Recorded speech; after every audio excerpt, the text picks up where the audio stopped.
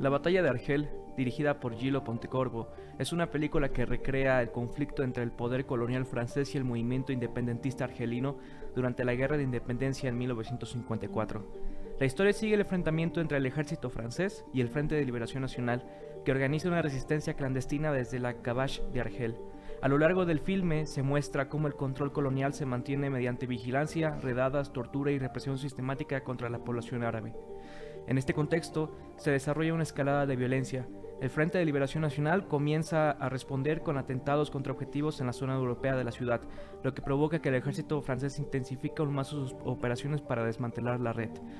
Una de las escenas más conocidas muestra a 3 mujeres del Frente de Liberación Nacional que se disfrazan con ropa occidental para pasar por los controles militares y entrar al barrio europeo. Cada una deja una en distintos lugares concurridos, un café, un bar y la oficina de una aerolínea, mientras la cámara muestra la vida cotidiana de civiles europeos antes de las explosiones. La secuencia enfatiza el impacto moral de la violencia contra civiles, pero también contrasta con las escenas previas en las que los paracaidistas franceses irrumpen en el Cabache, detienen a sospechosos y aplican la tortura para obtener información. Este contraste refleja el argumento desarrollado por Frantz Fanon en Los Condenados de la Tierra.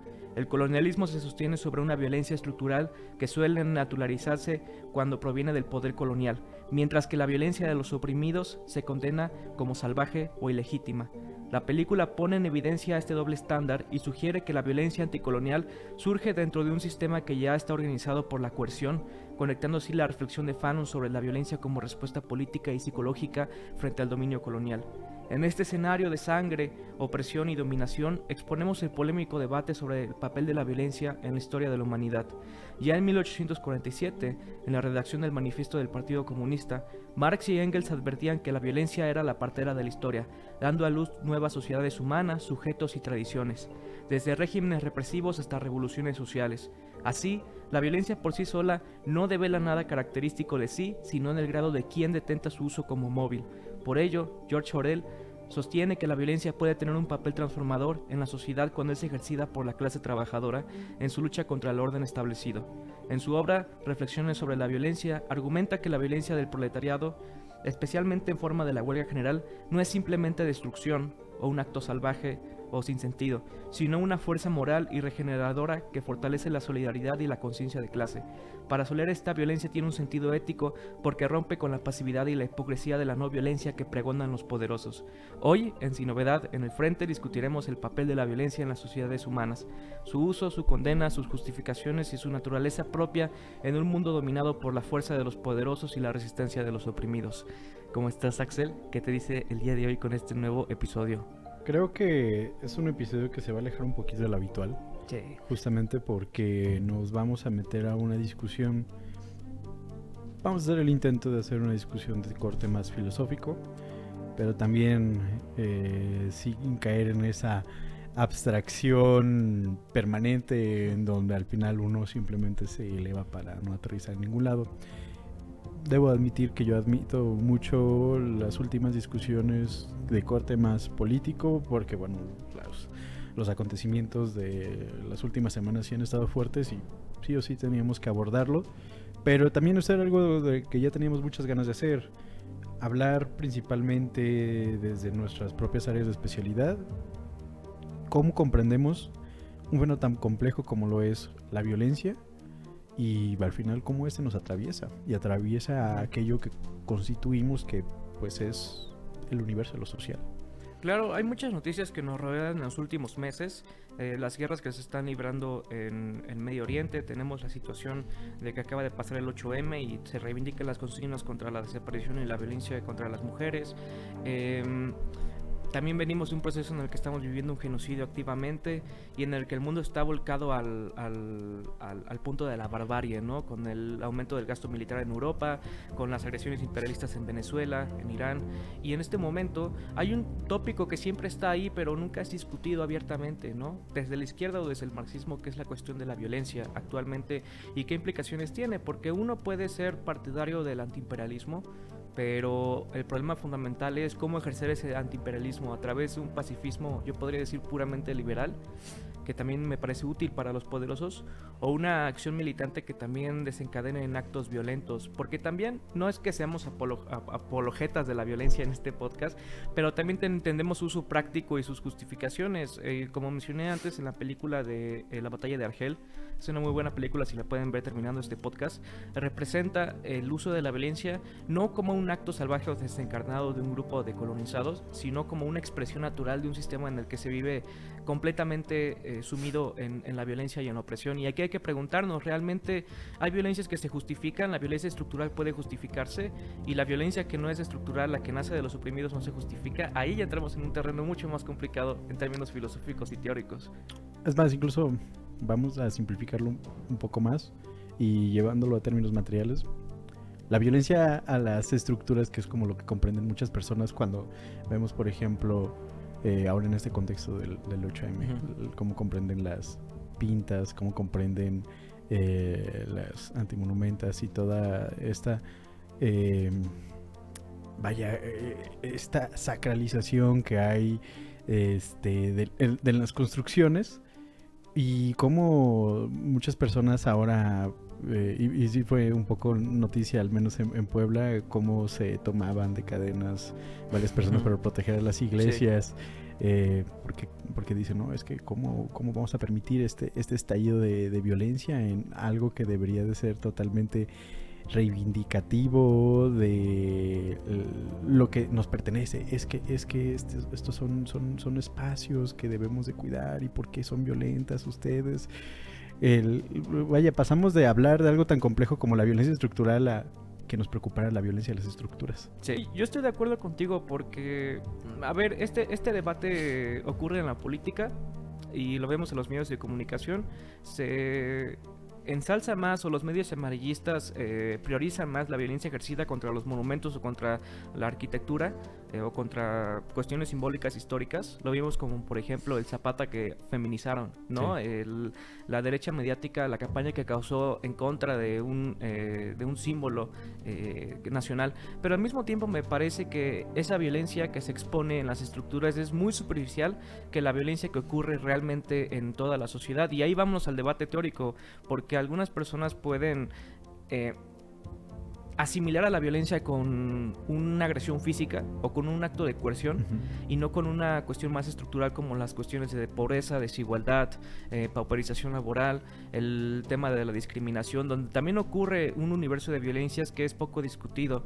Y ya en ese terreno hay que preguntarnos también cuál es la reacción de esa gente que sufre ese tipo de violencia, porque a mí no me parece que sea una patología, sino que es producto de un sistema que oprime tanto al sujeto que tiene que reaccionar de alguna forma. Y lo explicaba Frantz Fanon en Los Condenados de la Tierra, que el sistema colonial o la sociedad colonial en Argelia se presentaba como una sociedad maniquea, una sociedad de compartimentos en que por un lado tienes a los barrios pacíficos de los franceses viviendo en armonía, tomando un café, teniendo derechos laborales, teniendo derechos sociales, con capacidades para votar, y tienes al otro lado una sociedad completamente distinta que son los Cabach, donde existe suciedad, donde existe opresión, donde existen redadas contra el Frente de Liberación Nacional. Y en ese momento nos damos cuenta que esa violencia de los oprimidos se expresa en la propia sensación de matar a un colonizador, porque no solamente el matar a un colonizador representa un acto de barbarie contra el sistema, sino que también representa un acto de recuperar la propia humanidad. Y hay que plantear eso, y ya podemos meternos en una discusión más seria. Por ejemplo, el tema del 8 de octubre, cuando fueron los atentados en contra de los civiles israelíes, cuando empezó todo el genocidio, la opinión pública se centró más en los actos de armas ejercidos contra la población civil que en los 70 años de dominación y opresión del régimen israelí contra los palestinos, ¿no? Y entonces es qué violencia es justificada, qué violencia los medios muestran y qué violencia no se quiere mostrar o no se quiere discutir. Que al final siempre es una violencia que si al final terminas escarbando, vas a ver que el punto originario que busca justificarlo como una especie de lucha por la supervivencia del territorio no es más que la justificación final de la dominación de un grupo sobre otro. Entonces, cuando tú cuestionas a una persona, es que este conflicto, esta barbarie no comenzó el 7 de octubre, comenzó desde hace 70 años, ¿no?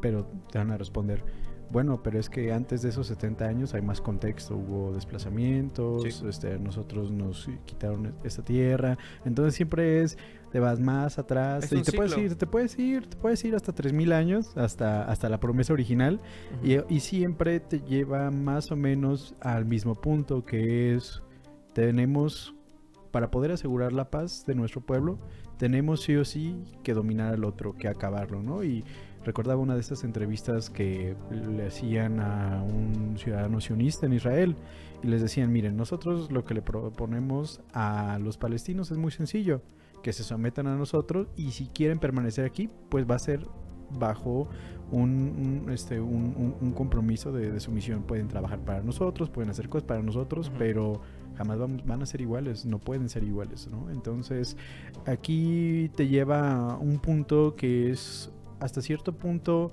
originario de la propia dinámica del Estado, que nuevamente problematizando en metafísica del derecho, bajo qué dinámicas se limitan las relaciones internacionales y las relaciones entre estados, entre ejercicios de dominación.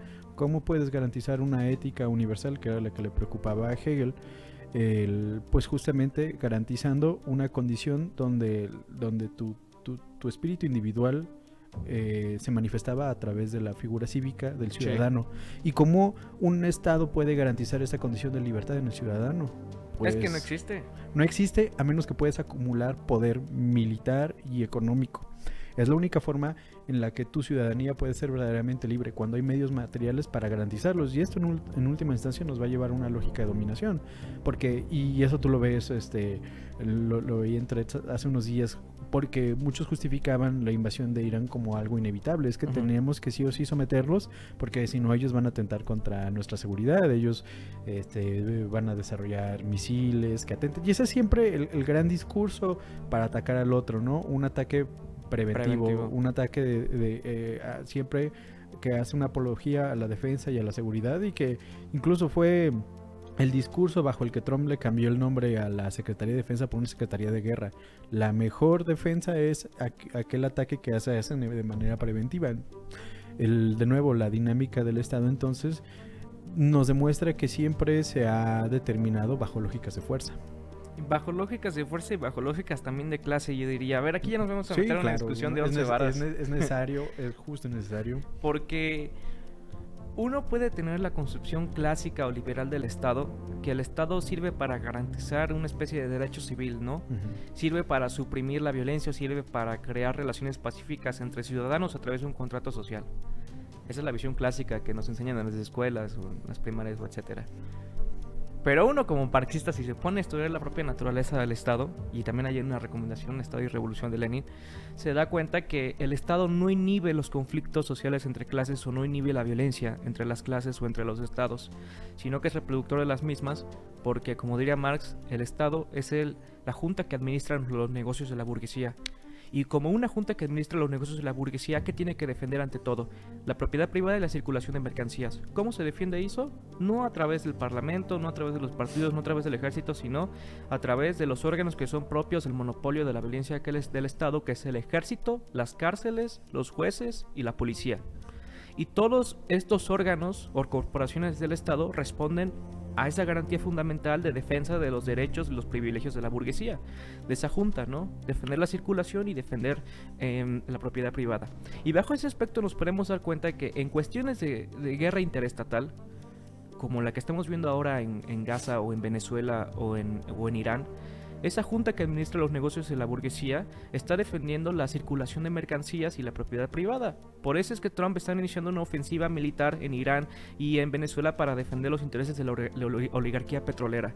Y también para defender la propiedad privada, como lo hemos visto en las protestas domésticas al interior de Estados Unidos o en la defensa de las empresas transnacionales en esas campañas militares que está ejerciendo los Estados Unidos actualmente. Entonces, a mí me parece que el Estado no inhibe la violencia en ese aspecto, sino que es reproductor de la misma, y aparte es el monopolio de una clase que tiene para oprimir a otra, porque claro, el Estado puede garantizarse como un ente pacificador, pero en este caso nos damos cuenta que en las manifestaciones, en las luchas sociales, en las guerras de liberación nacional, en las guerras antiimperialistas o en las luchas antiimperialistas, el Estado siempre cumple un rol represivo, reaccionario, ¿no? Y ofensivo. Entonces en ese aspecto también podríamos discutir esa propia naturaleza y también por qué la violencia del Estado es justificable a través de las leyes o a través del marco legal y por qué la violencia de los oprimidos cuando se pinta un monumento es ilegal, ¿no?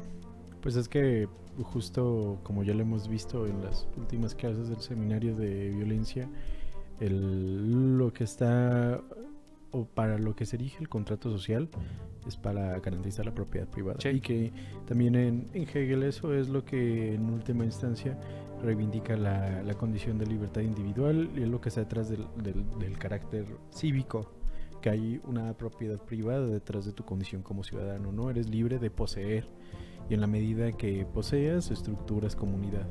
Entonces es un...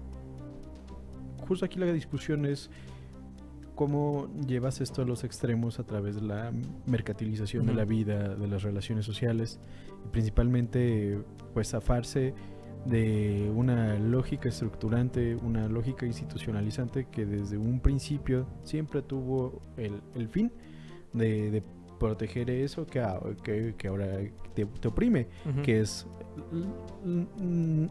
la acumulación detrás de la lógica del fomento de la propiedad privada, ¿no? Claro, si uno revisa la historia sobre la violencia, a mí me parece también algo muy interesante. Una pregunta muy justificable que podríamos hacer es si la violencia siempre ha existido en la historia de la humanidad como una esencia natural del ser humano. Y a mi parecer, lo podríamos ver en términos ontológicos, si quieres. Claro. Pero yo, desde mi propia perspectiva, yo creo que no. La violencia no ha existido de forma sistemática en la historia de la humanidad. Incluso hay estudios antropológicos de sociedades premodernas, antes de la llegada del capitalismo, que eran sociedades donde la violencia no tenía ni siquiera un vocablo, no existía un concepto para la violencia en términos de lenguaje. Y al mismo tiempo en estas comunidades tenemos pequeñas muestras de solidaridad que vivieron por mucho tiempo y vivieron en forma pacífica durante años, ¿no? En Latinoamérica tenemos varias experiencias precolombinas. Pero por otro lado, tenemos que la violencia que es resultado, o sea, no hablo de la violencia en términos individuales, sino de la violencia en términos estructurales, nace con la llegada del capitalismo en lo que Marx determinaría el proceso de acumulación originaria. En Europa, cuando llega el sistema capitalista, lo que ocurre es que las tierras comunales, que eran las tierras de los campesinos, eran despojadas en nombre de la propiedad privada por los capitalistas que usaban al ejército para expulsar a la gente de sus comunidades, ¿no?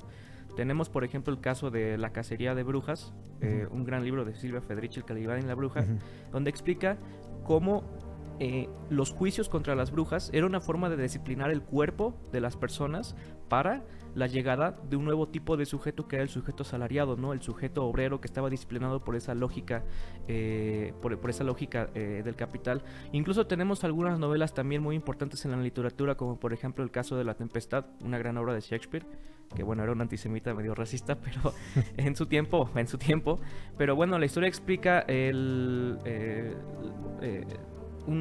la narrativa de un grupo de marinos que se queda varados en una isla en el Caribe y se encuentran al Calibán, ¿no? Que es un monstruo que es producto de una relación sexual entre una bruja y el diablo. Y entonces, ¿cómo es que el capitán de ese naufragio logra disciplinar al monstruo? Pues lo encarcela y lo domina, ¿no? A través del uso de la fuerza. Entonces, a mí me parece que es una especie de metáfora muy interesante para entender cómo funciona la lógica de la violencia dentro del capitalismo, para disciplinar cuerpos, para garantizar la propiedad privada, para defender la circulación de mercancías, y todos estos aspectos responden a una lógica puramente estructural, ¿no? Entonces, ahora nos podemos dar cuenta, y también sería una discusión interesante, cómo esa lógica se repite con el paso del tiempo. Ahora hay un concepto que es muy interesante de David Harvey, que le llama acumulación por despojo, que lo mismo que ocurrió en la época que estaba presidiendo Marx, como el inicio del capitalismo, que era un capitalismo que disciplinaba cuerpos, que oprimía, que violentaba, que causaba genocidios, lo estamos viendo ahora también, después del 2008, de la crisis financiera, en un capitalismo que tiene que dominar y ejercer violencia a través de la coerción territorial, ¿no? A través del despojo de tierras comunales, a través del despojo de comunidades. Lo que está ocurriendo con Gaza no está nada lejos de lo que está ocurriendo actualmente con las comunidades despojadas de su territorio en México, ¿no? Con los megaproyectos, o lo que está ocurriendo también en Irán con la guerra, ¿no? O sea, el tema es que ahí está la violencia ejercida para, pues, defender el principio de acumulación de ganancias de cierta clase en el poder, ¿no? Entonces, ¿dónde se puede percibir la violencia hoy en esos aspectos? Pues sí, y también recordando otras texturas más clásicas, la propia lógica bajo la que funge el Leviatán es crear todo este marco estructurante, crear toda esta violencia impositiva del Estado, nuevamente, para garantizar la proliferación de la propiedad privada, ¿no? Entonces, aquí, y yo creo que, yo sí debo decir que batallo un poquito tal vez en querer llevar la discusión de la violencia a un plano ontológico. Yo preferiría llevarlo a un plano más fenomenológico, porque al final tiene que ver a cómo nosotros, si bien no podemos tal vez atender a esa condición originaria de la violencia, si pudiéramos hablar de cómo ha cambiado nuestra percepción de esta claro. a través del tiempo, en un proceso más historicista de un hacer, pero de un vivir, y a través de ese hacer y vivir, pues la construcción de una percepción de esta, y es, considero, el plano en el que nos encontramos actualmente. Cómo interpretamos esa violencia, cómo interpretamos esa violencia fundante del Estado en la propiedad privada, y principalmente cómo la interpretamos en la manera que la atraviesa a través de una precarización de la vida, ¿no? Porque podemos hablar de marcos filosóficos que traten de explicar su origen fundante o su evolución a través de las distintas épocas de la historia, pero el ahora, y el por qué han surgido tantos estudios sobre violencia, creo que tiene que ver por lo complicado que se ha vuelto a hacer vida actualmente, ¿no? Sí. Ya lo vemos nosotros con una incertidumbre que no nace únicamente o sea, ¿por qué buscamos hoy en día hacer una vida tan fuerte como en comparación de otras generaciones? ¿Por qué no podemos someternos a la lógica en la que vivían nuestros padres de trabajar para producir, para ahorrar, para heredar? ¿Por qué no podemos integrarnos esa lógica del cuidado de la propiedad privada, que es de la que ellos vienen y que claro que les hacía mucho sentido? Porque ahí había una posibilidad de acumulación individual. Yo podía... Mi poder financiero en ese momento, si bien era pequeño, al menos tenía la posibilidad de que no se deteriorara tanto con el tiempo. Los intereses, la inflación no redujeran su valor tan rápido como ahora reduce, ¿no? Porque a nosotros ya no nos hace tanto sentido ahorrar. Uh-huh. ¿Para qué vamos a ahorrar? ¿Para comprar una casa? Definitivamente no. Si tú te asomas a ver los carteles por Reforma y Forjadores, vas a ver que los precios de las casas no bajan de 1,5 millones. En algunas zonas están a 2, 3 millones. A mí me sorprende cómo un cartel puede decir: consigue tu casa desde 4 millones de pesos. ¿De dónde carajos voy a conseguir ese dinero, no? Entonces, parece ser que el Estado está perdiendo su objetivo o su valor fundante, que era el cuidado de la propiedad privada. Bueno, pues ahora estamos ante una paradoja, porque no podemos acumular, no podemos poseer una propiedad privada para nosotros. Entonces, yo creo que esto nos lleva a una crisis de identidad del Estado, porque para lo que fue originario parece ser que ya está perdiendo su propio sentido interno. Y esto es lo que nos lleva a también estas discusiones que hemos tenido muchas veces sobre cómo podemos comprender este momento de hiperacumulación. Bueno, que tú dices, ¿no? Es que yo no le llamaría neoliberalismo. Si no le llamamos neoliberalismo, entonces, ¿qué es? Que definitivamente sí aterriza en una lógica de... o sea, algo que va más allá de la privatización. Es una hipermercantilización de la vida, una mercantilización donde el flujo del dinero es demasiado rápido, lo suficientemente rápido para que nosotros no podamos ahorrarlo, no podamos acumularlo, que donde la bolsa, el sector financiero, el sector inmobiliario se mueve, se estanca, mueve cantidades ingentes de dinero, y aquellas personas integradas a una lógica institucional de la economía quedan desplazadas de ese juego, ¿no? Entonces, el comprender esta época que se mueve bajo una lógica mercantil sumamente violenta, es lo que pues también nos acontece a que cuando hablemos de violencia, hablemos de una violencia del mercado. Que bueno, ya hemos revisado varias lecturas que justamente hablan sobre pues o sea, que violencia y mercado, violencia y capital no está separado. Sobre esa situación, hay algo muy interesante que ocurrió hace un año, que también es el reflejo de esa discusión que tenemos ahora, cuando un CEO de una compañía de seguros médicos en Estados Unidos fue asesinado por un joven de 22 años, me parece, Luigi Mangione, que fue un atentado terrorista individual, ¿no? Fue una ejecución directa. Y uno se pregunta, ¿es mucho más violento el acto de este joven de 22 años al asesinar al CEO? ¿O es mucho más violento ese CEO que defraudó a varias gente que era partícipe de su seguro y que dejó a esas personas en la calle, ¿no? Entonces, ¿qué es más violento en ese aspecto? Porque regresamos a la discusión. En el neoliberalismo puede existir una especie de paz social en el que no haya conflictos directos físicamente o agresiones, pero al mismo tiempo el neoliberalismo fue una de las épocas en que reprodujo las violencias estructurales más cabronas de la historia en términos de desigualdad y en términos de pauperización, en términos de pérdida de derechos laborales. Y en este caso, para los capitalistas, eso no es que sería considerado violencia, sino que es considerado la ley de oferta y demanda del mercado, ¿no? Tú tienes libertad de decidir si quieres morirte de hambre o no. Pero en términos puramente humanos, ya ni siquiera diría marxistas o de izquierda, eso ya representa un atentado contra la propia vida de las personas. Supervivencia absoluta, estamos en esa condición. Sí, sí, exacto. Y cambiando un poco de tema sobre esa situación, porque todavía sigue quedando debate qué es violencia, ¿no? Y si todo es violencia. Pero yo también hablaría de la violencia en un sentido histórico, retomando otra vez esa frase de Marx y Engels de que la violencia es la partera de la historia. Por mucho tiempo el neoliberalismo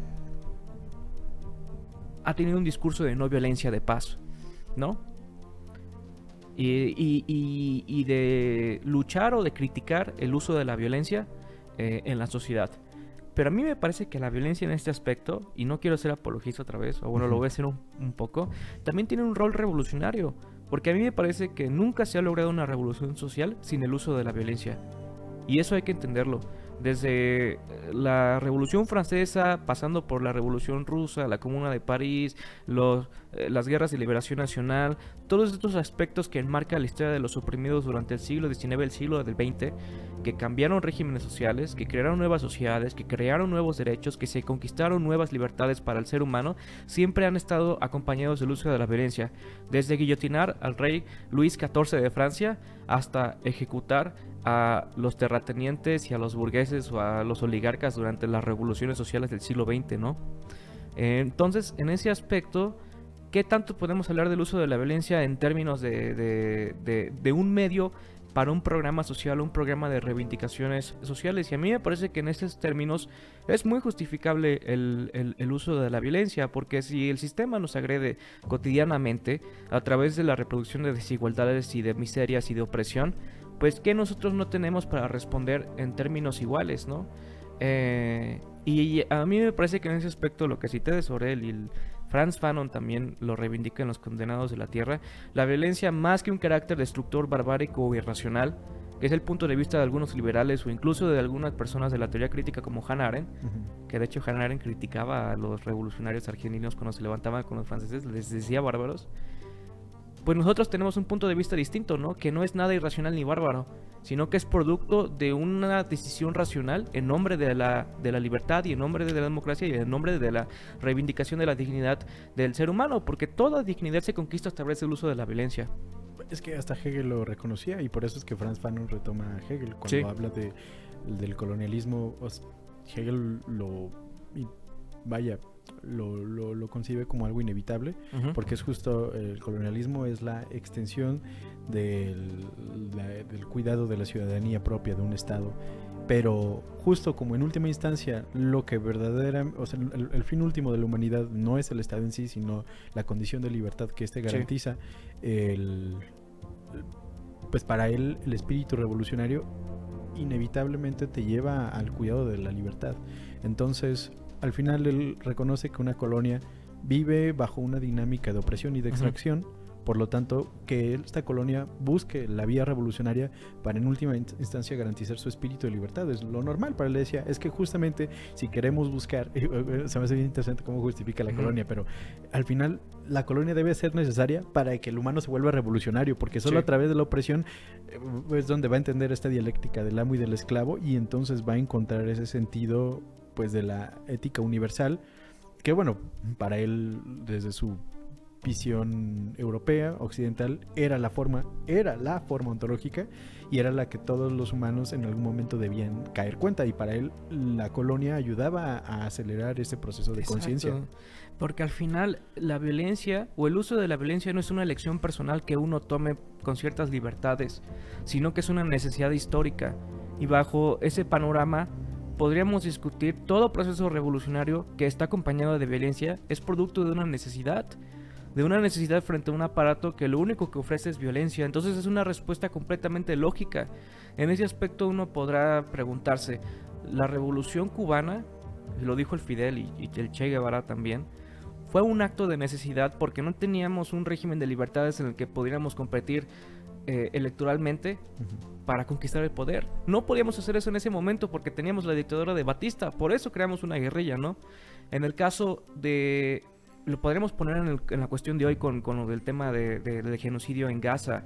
Por muchos años y décadas, Hamas, que ahora se presenta como una organización paramilitar terrorista, por mucho tiempo compitió bajo los marcos legales impuestos por el régimen israelí, y de hecho ellos buscaron todas las vías diplomáticas, parlamentarias y pacíficas para lograr un diálogo y para lograr la independencia, por lo menos de ciertas regiones colonizadas por el imperialismo israelí. Y entonces tenemos el 8 de octubre, estalla los actos de violencia contra los civiles israelíes, y ahora se les culpa a ellos porque son unos terroristas bárbaros y irracionales, cuando por mucho tiempo no fue una elección, sino que fue una necesidad. Y entonces nos estamos dando cuenta que aquí se cae la mentira de que somos apologistas, porque nos damos realmente cuenta que estos cambios solo se logran a través de la necesidad. Y lo decía Marx, una clase en el poder, en términos históricos, no va a abandonar su dominio hasta las últimas acciones que puede ejercer a través de la violencia, ¿no? Entonces a mí me parece que en cada transición histórica, incluso en transiciones hegemónicas como lo estamos viviendo actualmente con las agresiones imperialistas, también podríamos poner ese tema de discusión, pero bueno, sería para otro podcast, que las transiciones hegemónicas están acompañadas de violencia. O sea, una fuerza como Estados Unidos no puede caer sin una guerra abierta, ¿no? Pero bueno, eso es otro tema. Y para ir cerrando un poco el podcast, también te quería preguntar, ahora que hemos estado, también nos va a dar para otro podcast, tal vez para continuar este episodio, ahora que estamos estado en nuestras investigaciones, no sé si te has dado cuenta que ya en el campo existe una relación muy íntima entre el incremento de la violencia y lo que está ocurriendo actualmente en el mundo y en el país, ¿no? En términos políticos y económicos, y cómo eso da muestra de nuevos fenómenos que están acompañados de violencia en el mundo y en México. Definitivamente la violencia bueno, es que esto ni siquiera es algo que lo tenga que hablar desde una condición de especialista, eso es algo que se ve en todas partes. Si tienes la obligación de salir de tu casa, incluso ni siquiera, ya desde que estamos hablando del aumento de las rentas y la pérdida del poder adquisitivo, ya estamos hablando de una forma de violencia, como lo vimos en nuestra primera clase de seminario de violencia, con esa pregunta inicial donde partían preguntando si la hambruna es violencia, ¿no? Si pasar hambre es violento. Bueno, pues cuando te ves obligado a trabajar en condiciones precarias y no hay otra opción, pues por supuesto que sí. Entonces las personas que se ven imposibilitada la reproducción de su vida, y es lo que estamos viendo más allá de la especialización, más allá del trabajo académico. Es algo que todos podemos notar. Recuerdo que estas eran discusiones que teníamos en la clase de etnografías con Gómez Carpintero, cuando se planteaba el problema del... Verdaderamente hay una diferencia entre el lugar del campo de estudio y el lugar donde habitamos, porque esos solamente son los dos grandes territorios en los que nosotros transitamos, ¿no? Donde hacemos análisis y donde regresamos a nuestras casas para descansar. Pero cuando te das cuenta que en realidad el espacio del análisis y la objetivación del otro como objeto, bueno, sí, valga la redundancia, como objeto de estudio, te das cuenta de que en realidad todo esto habita en un mismo espacio y en un mismo contexto histórico. Hablar de la violencia de otros en realidad es más cercano a la violencia que vivimos cotidianamente de lo que nos damos cuenta. Y entonces ahí justo pues, lo que se problematizaba en esa clase era que tanto el campo de estudio como el hogar viven en un mismo momento y comparten un mismo lugar. No estamos separados, ¿no? Y esto es un problema que nos dejaron los occidentales, porque ellos sí, a través de la exotización de lo otro, creían que estudiar el problema de lo mundo era algo fuera de sus hogares, ¿no? Porque nosotros vivimos en el primer mundo, nosotros vivimos en espacios privilegiados donde nos garantizan una reproducción de la vida cotidiana, lo que es la vida como tal. Pero vamos a estudiar a estos pobrecitos que viven en condiciones barbáricas de violencia, pero que esto está fuera de nuestro país, esto está fuera de nuestro hogar. Pero cuando ya empiezan a llevar los estudios en los 70s de problemas de la droga y toda esta guerra contra el narcotráfico que Estados Unidos inició en los 70s, la epidemia del crack, de la heroína, ahí se daban cuenta que en realidad ellos por mucho tiempo habían ignorado los propios problemas que estaban proliferando en sus hogares. En realidad no es que existiera un otro, sino que la misma otredad estaba en su propio territorio, y eso es a lo que yo creo también con lo que debemos de romper si queremos tener no una esencia de la violencia, pero sí un panorama mucho más amplio para comprenderla. Darnos cuenta que la violencia que comete el otro y la violencia que vivimos todos los días y que nosotros también reproducimos forma parte de un mismo contexto y de un momento del habitar común. Vivimos en un mundo donde se coexiste, donde se está con los demás y coexisten no solo nuestro habitar propio, sino los problemas con los que tenemos que lidiar cotidianamente, ¿no? Por eso, nuevamente, hablar de una condición fenomenológica de la violencia nos lleva a comprender que el habitar y el hogar forma parte de un mismo momento, de un hacer, y que aquel que nosotros observamos como que comete la violencia, nuestro objeto de estudio, no es más que posiblemente nuestro vecino, no es más que alguien de nuestra misma ciudad o alguien de una región con el que tenemos más cosas en común que nos gustaría aceptar. Entonces ese es el gran problema, creo yo, que también nos ha llevado a otras de estas grandes discusiones que hemos tenido. ¿Cuál es la verdadera diferencia entre lo individual y lo universal? Bueno, el individual y lo colectivo. Nos vamos dando cuenta que estos están más entrelazados por las condiciones universales que lo unen. Ahí ya podemos hablar de una ontología. ¿Qué problemas tenemos en común que podemos encontrar en nuestra vivienda y en el lugar al que nosotros vamos a hacer este estudio social? Yo también lo pondría no en términos ontológicos, marxistas. Pero, no, bueno, otra discusión para otro día. Sí. Yo también me quedo con eso. Cuando estaba realizando mi investigación en Irlanda, me daba cuenta, no en términos generales de cómo se vive la violencia o en términos fenomenológicos o subjetivos, pero sí en términos de confrontaciones físicas y sociales reales. Y cuando estaba haciendo la investigación me daba cuenta que la sociedad o la población migrante, trabajadores migrantes, son la población más aterrada que ahora está viviendo en la isla.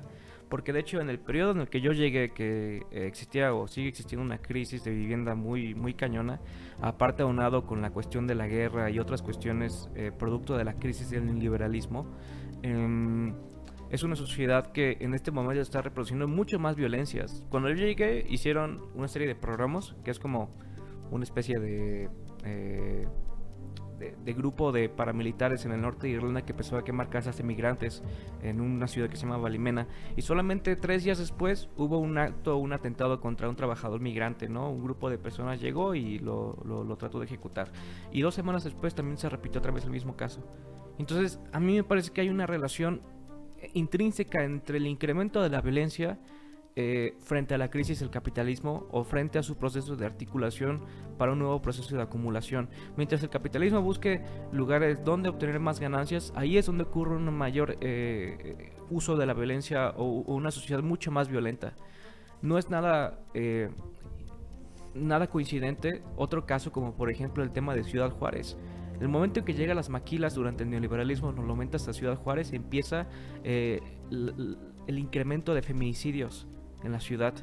Y fue una de las peores crisis de feminicidios que se vivió en los 90s y en los 2000s aquí en el país, ¿no? Con una gran cantidad de mujeres desaparecidas. Entonces, ahí está la conexión entre el dinero, entre la mercancía y entre la violencia ejercida contra los cuerpos o contra los trabajadores y particularmente contra las mujeres. A mí me parece que ese tipo de violencia es la que se sigue defendiendo o la que se sigue encubriendo indirectamente con ese discurso liberal de la paz social o del contrato. Pero nosotros, frente a esa mentira o frente a esa descripción, me parece que también tenemos que tomar una posición política, en este caso, de entender que la violencia que se ejerce contra ese tipo de violencia, una violencia que reacciona o una violencia que responde, no es una violencia justificada o una violencia que tenga que ser criticada en términos de pacifistas o en términos de no violencia, sino que es una violencia que tiene que ser reivindicada para entender su necesidad para cambiar la historia. Y es esto, ¿no? Al final me parece que el futuro de una sociedad más justa, de una sociedad postcapitalista, de una sociedad libre de genocidios, de guerras, de desigualdades que reproducen violencias estructurales, está acompañado necesariamente del uso de la violencia. Solamente un régimen así puede terminar con el uso de la violencia. Si el capitalismo en su inició en su proceso de acumulación originaria a partir de la disciplina, de la dominación, de la coerción, entonces también tiene que terminar de la misma forma, ¿no? Es otro debate que nos vamos a quedar pendientes más adelante, y quién ejerce esa violencia y cómo. Pero bueno, a mí me parece que este primer capítulo nos ayuda a ver una ventana de oportunidad para ir más a fondo de la discusión. Pues nada, gracias por escuchar esta edición y nos estamos viendo la próxima semana con mucho más. Al ratón.